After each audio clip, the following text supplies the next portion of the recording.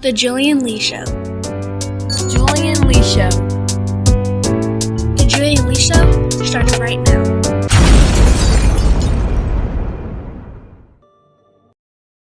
Gather around, my friends, as I tell you another story, set in the kingdom of Northshire. Another high-quality tale, definitely told by choice and not at the proverbial gunpoint of the council that directs the Julian Lee Show. So sit back, not too far back, relax, and enjoy. A very inverted tale. 3.0. The Remastered Edition. Once upon a time. You know what? I don't feel like doing this. Julian, you have to. Fine. We left off the other story with a horribly evil ogre ruling over the castle Northshire. Now, why is she evil? Because I said she is. And, she sacrificed babies or something.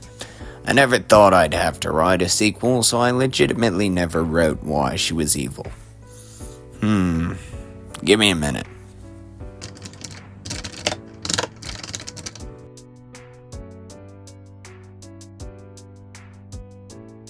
Aha! It is perfection. Ugh, Julian. How many times do I have to tell you? You can't just end a story preemptively just to get out of writing it. Well, I just don't feel like writing it. Sequels are just lazy cash grabs that big companies use to make money off of already popular IP, and I don't write sequels. Oh, get off your high horse. You won't see a nickel from this project. You're over here talking about cash grabs. Write the dang story. It's not that hard. Well, if it's not that hard to write a story, why don't you tell it? Maybe I will. Well, the audience is waiting for something to happen. Fine. As we all know, our last story of the Castle Northshire ended with our brave, noble Prince William heroically sacrificing himself. Don't you mean he drank the bubble because he was a materially obsessed piece of rubbish? Oh, well, will you be quiet? I'm telling the story now. Fine. Well, I'm going to grab some more popcorn, because this is bound to be entertaining. Oh, yeah? And why's that? Well, for starters, I don't even think you read the last story. Hey, I skimmed it. Okay, enough. Let's get back to the story. We start on the night of the prince's unfortunate demise. William had gone up to his chambers for the night, and the members of his court were left staring down a 7-foot, hideous-looking ogre, who was beside herself with tears. The ogre kept muttering, "The witch betrayed me. She lied to me," and on through the course of the evening. The following morning, the entire kingdom was woken up to the wailing and screaming of the ogre as she bumbled around in a cascade of tears. All around town, people were yelling, "Hey man, the prince is dead."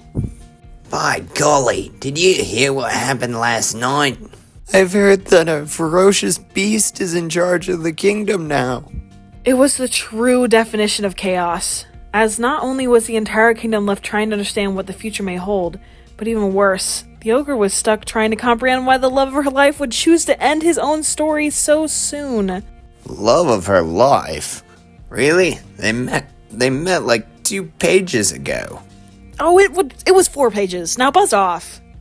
As I was saying, in the hopes that she could find some answers from the evil witch that condemned her to such a fate, the ogre, who at one point been known as Arya, set off on a long, arduous journey. I swear, if you make the ogre meet up with 3 princesses and then end up marrying the last one... Did someone just say something? No. Must have been the wind. So, she appointed a previously unheard of character, Counselor Nichols, in charge of the kingdom's affairs, while she set off to find the evil sea witch. So she rode off in the direction of the ocean. For many miles she traveled, until she arrived at an old tower in the middle of nowhere. A tower that, if Julian knew how to effectively use virtual effects, would most likely be quite intimidating. Oh, I see. So you're gonna make fun of my editing skills now, too. Alright, well let's try this on for size.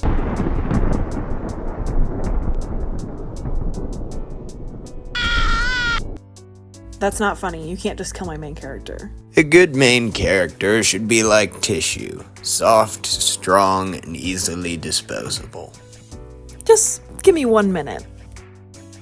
Well, with that out of the way, our main character knocked on the door, hoping to find some shelter for the night. Who's it? Arya alerted the voice to the fact that she had been turned into an ogre by an evil sea witch, and that she desperately needed a place to spend the night before she continues her journey. Well, come on, Zins. I am something of a wizard myself, so if you are amicable to the idea, I have a spell that may save you the journey.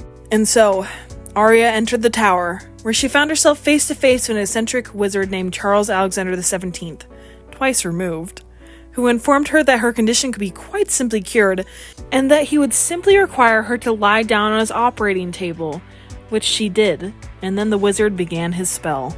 Alakazum zizu, shoo-wah woo-wah whizzle dizzle, zila zot. Do you feel better? Arya informed the wizard that she did in fact feel much better, and after retiring to the guest chambers for the night, she once more got on her horse and headed home, where she was greeted joyfully by the kingdom, who were excited to no longer have an obnoxious male in charge. So Arya was coronated that same evening, but as she sat down in her chair, something strange happened. I mean, definitely stranger things have happened, but she could have sworn before she fell asleep that night that great spikes were sticking out of her chest. And so the previously unheard of Counselor Nichols ordered a set of servants to carry her away from the trap he had so ingeniously designed. But as they carried her away, they failed to notice her eyes pop open and glow, oh so slightly red. So, are you back? I suppose. You did mess up my story by killing her. And now I have to find a way to turn her back into the evil tyrant she was always meant to be.